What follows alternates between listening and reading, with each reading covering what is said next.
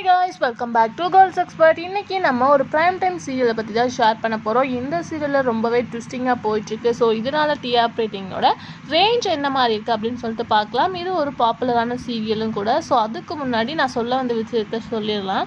அதாவது ஒன்று அப்டேட் பண்ணணும்னு இருந்தேன். அதாவது தமிழ்நாட்டிலேயே டாப் ஒன்னா சீரியலாக டெலிகாஸ்ட் பண்ணிகிட்ருக்க கயல் வந்து ஃபைனலாக 1000 எபிசோடை ரீச் பண்ணிட்டாங்க.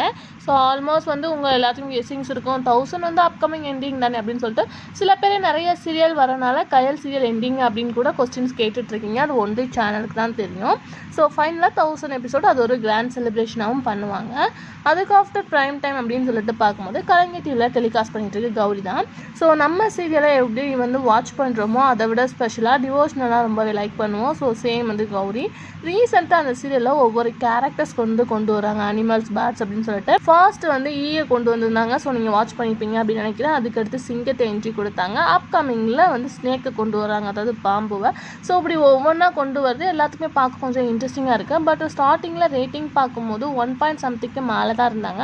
இப்போ அதாவது ஒரு மோர் வீக்ஸாகவே வந்து 0 something, அதாவது 1 something கொஞ்சம் பிலோவாக தான் இருக்காங்க.